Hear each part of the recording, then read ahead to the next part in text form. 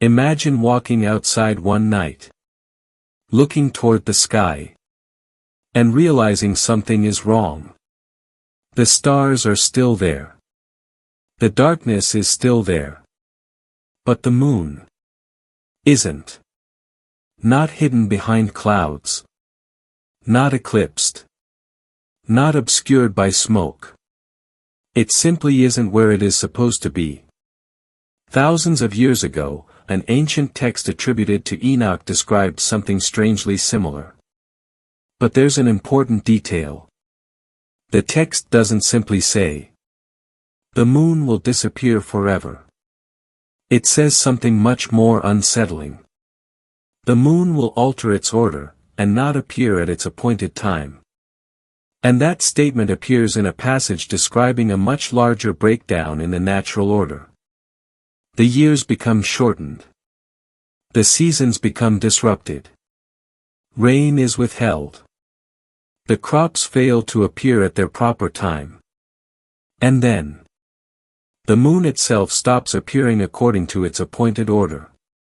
The stars also begin to deviate from their prescribed courses. And humanity begins to lose its understanding of what it is seeing. Enoch says that people will err concerning the stars, and even mistake them for gods. But here's the question that makes this passage so fascinating. What happens to human beings when the heavenly order they have depended upon begins to break apart?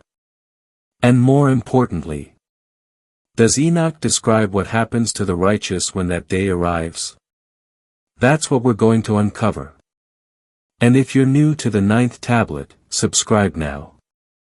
Because we don't just explore the popular stories surrounding ancient manuscripts.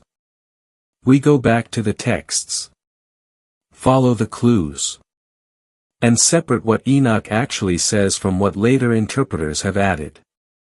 Stay with me, because the final part of this prophecy takes us directly to the fate of the righteous and the elect. To understand the moon's strange disappearance, we first have to understand how Enoch imagined the heavens.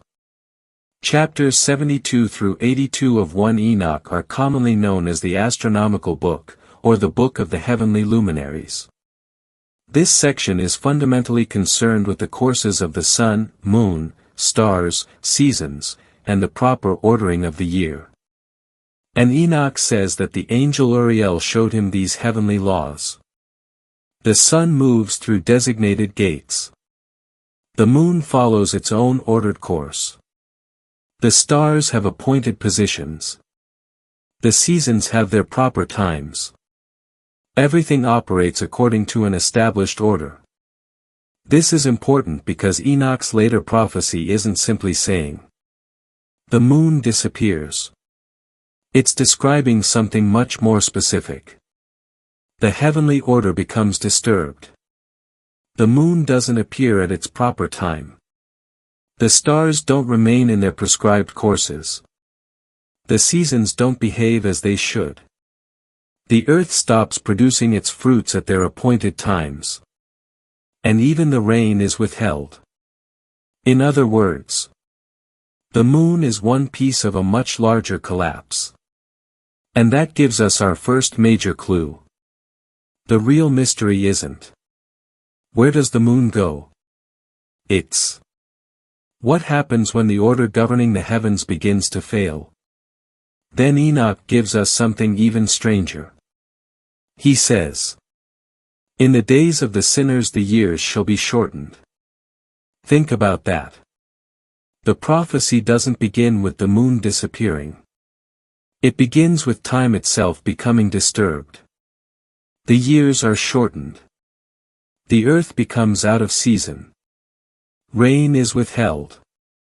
Crops fail to appear at their proper time. And then the moon changes its order. This progression matters. Because Enoch is describing a world in which the things humans normally rely on can no longer be trusted. The calendar. The seasons. The harvest. The heavens.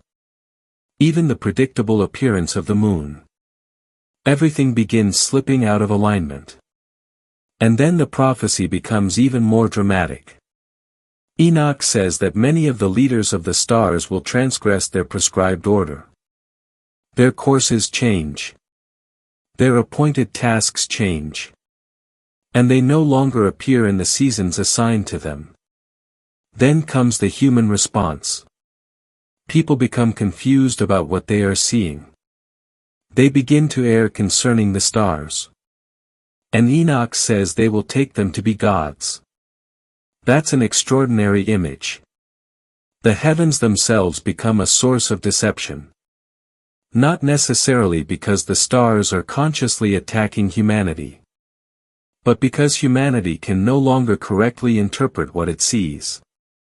And that raises a terrifying possibility. What happens when people lose their ability to distinguish between what is happening in the heavens and what they believe it means? But don't leave yet. Because we haven't reached the most important part. Enoch doesn't stop with the disruption of the moon and stars. He tells us what this disorder produces on earth. And then describes the judgment that follows.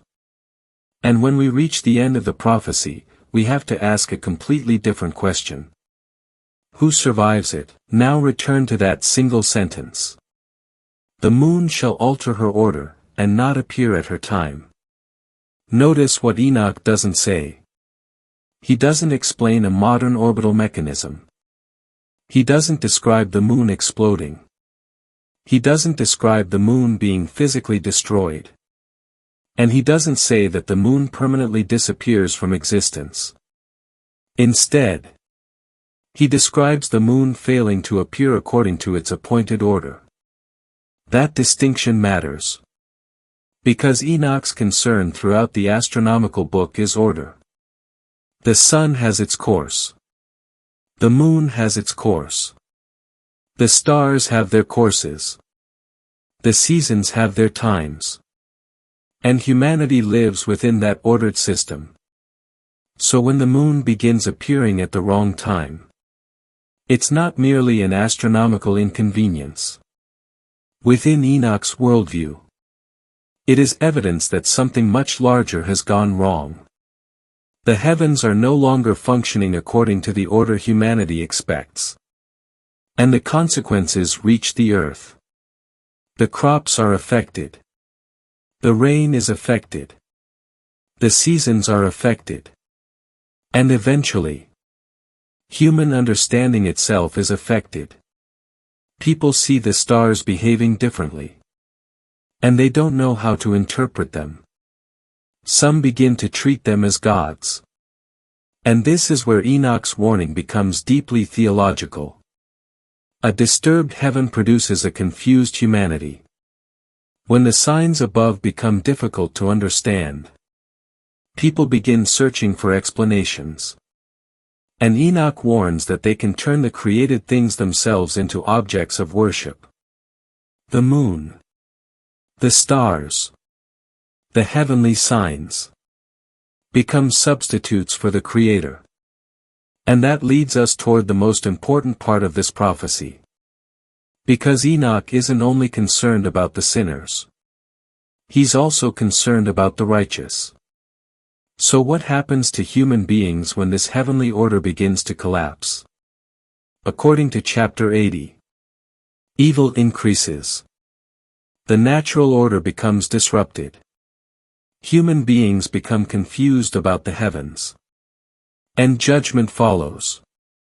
But Enoch's larger writings give us another side of the story. The story of the righteous and the elect. In the parables of Enoch, particularly chapter 62, the righteous and chosen are described as being saved on the day of judgment. They are eventually clothed with garments of glory and given enduring life in the presence of the Lord of Spirits. This is where we need to be careful. Enoch does not say that the moon disappearing magically transforms humans into another species. That was an interpretation we saw in the other script. The actual Enochic material gives us something different. It presents a contrast between two groups. Those who face judgment. and those described as righteous and electable. The heavenly disorder is therefore part of a much larger story. It isn't merely about astronomy. It's about judgment. It's about the exposure of humanity. And ultimately, it's about who remains faithful when the established order is shaken. And that is a much stronger story. Because the question isn't, will the moon literally disappear? The deeper question is, what happens to people when everything they thought was permanent begins to change? And I want your opinion here. If you witnessed the moon failing to appear at its expected time, the seasons are becoming unpredictable, and the stars moving outside their appointed courses, would you see it as a natural phenomenon, a divine warning, or something else entirely? Tell me what you think in the comments. And if you're enjoying this investigation, subscribe to the 9th tablet. Because the next section takes us into the part of Enoch that deals with the righteous, the elect, and the final judgment. The most important detail may be what happens after the disruption. Because Enoch's writings repeatedly distinguish between the wicked and those described as righteous and electable. In chapter 62, the powerful and mighty are brought before the Son of Man. They realize that judgment has arrived. They ask for mercy, but they are turned away. Meanwhile, the righteous and elect are saved. They are described as being clothed with garments of glory. And those garments are described as lasting forever. This gives us an important connection. The changing heavens aren't presented as the final destination. They're part of the judgment narrative. The disorder exposes humanity. It reveals where people have placed their trust. Some place their trust in power. Some are wealthy. Some are rulers. Some in the created heavens. And some in God. That's why the moon is such a powerful symbol within this story. The moon is something humanity has relied upon for thousands of years. It marks cycles. It appears predictably. It gives light during darkness. But Enoch's prophecy imagines a moment when even that familiar rhythm is disturbed. And when something humanity considers permanent becomes uncertain. People are forced to confront what they actually believe. That's the deeper psychological power of the prophecy. The moon doesn't have to be destroyed for the lesson to work. Its appointed order simply has to fail. And suddenly, humanity discovers how fragile its sense of control really was. But there's another detail we shouldn't overlook. The astronomical book doesn't end with chapter 80. After describing the disturbance of the heavenly order, Enoch is shown the heavenly tablets. He is told to record what he has seen. And the astronomical material continues into chapters 81 and 82. This means the story isn't simply the moon disappears. Everything ends. It's part of a much larger vision concerning the appointed order of creation, judgment, and what lies beyond the present world. And that's why this ancient text continues to fascinate people. It imagines the universe as something ordered, measured, and governed. And it imagines judgment as something that eventually reaches both earth and the heavens. But perhaps the most important question isn't whether we should expect the moon to literally vanish tomorrow. The question is, what would happen to humanity if the things we trust most were suddenly shown to be temporary? Our calendars. Our systems. Our governments. Our technology. Our wealth. Even the predictable heavens above us. What remains? When everything else is shaken. According to Enoch, the answer is found in the distinction between the righteous and the unrighteous. So, Does the Book of Enoch say the moon will be removed? The text gives us something more precise. And arguably more unsettling. It says, "The moon will alter its order and fail to appear at its appointed time." And this happens within a much larger breakdown. The years are shortened. The seasons become disordered. Rain is withheld. The crops fail to appear when expected. The stars alter their courses. Human understanding becomes confused. And people begin mistaking the heavenly bodies for gods. Then, judgment comes. But Enoch doesn't leave humanity without hope. His writings distinguish between those who face judgment and the righteous and elect who are ultimately saved. They are clothed in garments of glory. And their life with the Lord of Spirits is described as enduring. So perhaps the real warning isn't that one night we'll simply wake up and find an empty space where the moon used to be. Perhaps Enoch is giving us a much deeper warning. The things that appear permanent may not be permanent. The order we depend upon can be shaken. The systems we trust can fail. And when they do, what is inside a person is finally revealed. The moon may be a sign in the story. The stars may be signs. The changing seasons may be signs. But the ultimate question is about humanity. When the heavens are shaken, where will you stand? And there's one more mystery. Because if Enoch describes a final separation between the righteous and those who face judgment, then we have to ask, who exactly are the righteous and the elect? What does Enoch say happens to them? And why does he describe them as receiving something that the wicked cannot possess? We've investigated that mystery in the next video. It's waiting for you on screen now. Click it.